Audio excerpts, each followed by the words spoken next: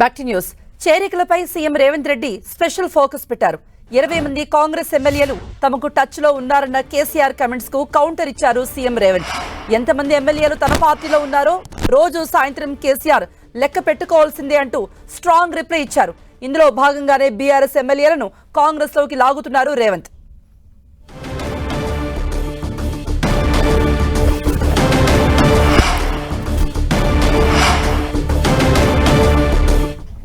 ఇవాళ రాజేంద్ర నగర్ ఎమ్మెల్యే ప్రకాష్ గౌడ్ కాంగ్రెస్ తో చేరనున్నారు. మరో చేవెళ్ల ఎమ్మెల్యే కాళే యాదయ్య కూడా 1-2 రోజుల్లో హస్తం పార్టీలో చేరుతారని సమాచారం.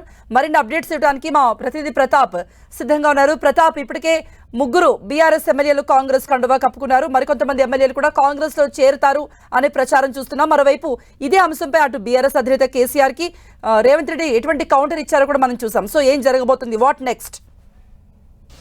పార్టీకి సంబంధించి చూసినట్లయితే సీఎం రేవంత్ రెడ్డి చాలా స్ట్రాంగ్ కౌంటర్ ఇస్తున్నారని చెప్పుకోవచ్చు. ముఖ్యంగా చేరికల అంశం పైన చాలా సీరియస్గా ఎఫర్ట్ పెట్టినట్టు కూడా తెలుస్తుంది. ముఖ్యంగా పార్టీ నేతలతోటి మాజీ సీఎం కేసీఆర్ చేసిన కామెంట్స్ ఏవైతే ఉన్నాయో, కాంగ్రెస్ సంబంధించిన ఎమ్మెల్యేలు 20 మంది ఎమ్మెల్యేలు టచ్లో ఉన్నారని చేసిన కామెంట్స్ పైన రేవంత్ రెడ్డి చాలా సీరియస్గా రియాక్ట్ అయ్యారని చెప్పవచ్చు. నిన్న మహబూబ్నగర్లో కూడా ఇదే కామెంట్ దానిపైన కూడా మాట్లాడుతూ కూడా ఒక్క ఎమ్మెల్యేలను టచ్ చేస్తే మాడి మషి అయిపోతారు, హైటెన్షన్ వైర్ అంటూ కూడా తనకి కామెంట్స్ చేయడం పరిస్థితి కనబడతా ఉంది. అయితే ఒకవైపు కేసీఆర్కు కౌంటర్ ఇస్తూనే మరోవైపు బీఆర్ఎస్ సంబంధించిన ఎమ్మెల్యేలను అంతా కూడా కాంగ్రెస్ పార్టీలో చేర్చుకునేందుకు రంగం సిద్ధం చేసుకుంటారని చెప్పుకోవచ్చు. ఇప్పటికే 3 ఎమ్మెల్యేలు అయితే కాంగ్రెస్ పార్టీలో చేరారు. వారు చూసినట్టయితే ఖైరతాబాద్ ఎమ్మెల్యే దానం నాగేందర్ కాంగ్రెస్ పార్టీలో చేరి ప్రజెంట్ అయితే సికింద్రాబాద్ ఎంపీ అభ్యర్థిగా కూడా పోటీ చేసిన పరిస్థితి ఉంది. స్టేషన్ గన్పూర్ ఎమ్మెల్యే కడియం శ్రీహరి కాంగ్రెస్ పార్టీలో చేరారు. ఆయన కూతురు కడియం కావ్య వరంగల్ నుంచి కూడా పోటీ చేసిన పరిస్థితి ఉంది. మరో ఎమ్మెల్యే భద్రాచలం ఎమ్మెల్యే తెల్లం వెంకట్రావు కూడా కాంగ్రెస్ పార్టీలో చేరారు. ఈ 3 ఎమ్మెల్యేలు చేరడమే కాకుండా నిన్న రాజేంద్ర నగర్ ఎమ్మెల్యే ప్రకాష్ గౌడ్ కూడా సీఎం రేవంత్ రెడ్డిని కూడా కలవడం జరిగింది. ఆయన ఈ రోజు కాంగ్రెస్ పార్టీలో చేరబోతున్నారు. ఈయన ముఖ్య అనుచరులతో అందరితోటి సమావేశాలు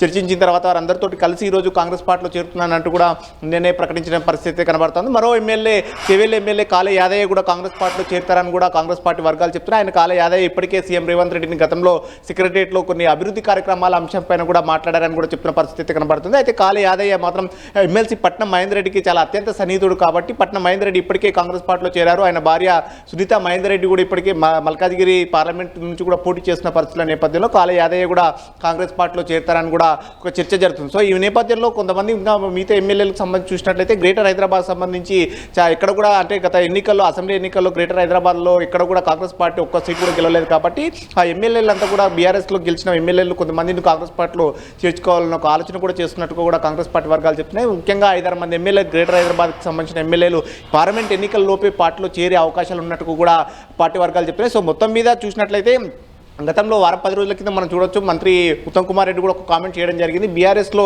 కేసీఆర్ అహంకారాన్ని నచ్చక దాదాపు 25 మంది ఎమ్మెల్యేలు కాంగ్రెస్ పార్టీలో చేరేందుకు కూడా సిద్ధంగా ఉన్నారని కూడా ఇప్పటికే ఎన్నికల తర్వాత ఖాళీ అయిపోతుంది బీఆర్ఎస్ కూడా అంటున్నారు. ఎస్, డెఫినెట్గా ఖచ్చితంగా అంటే దాదాపు 25 మంది ఎమ్మెల్యేలు చేర్చుకుంటామని కూడా ఇండికేషన్ ఇచ్చిన పరిస్థితి కనపడతా ఉంది. ఎందుకంటే మొత్తం 39 మంది ఎమ్మెల్యేల్లో 25 మంది ఎమ్మెల్యేలు కనుక కాంగ్రెస్ పార్టీలో చేరినట్టయితే పూర్తిగా బీఆర్ఎస్ ఎల్పీ విలీనమైనట్టు కూడా మనం చూడాల్సి ఉంటుంది. సేమ్ యాజ్ ఇట్ ఈస్గా 2018లో ఇదే పరిస్థితి కాంగ్రెస్ పార్టీకి గతంలో వచ్చిన పరిస్థితి కనపడతా ఉంది.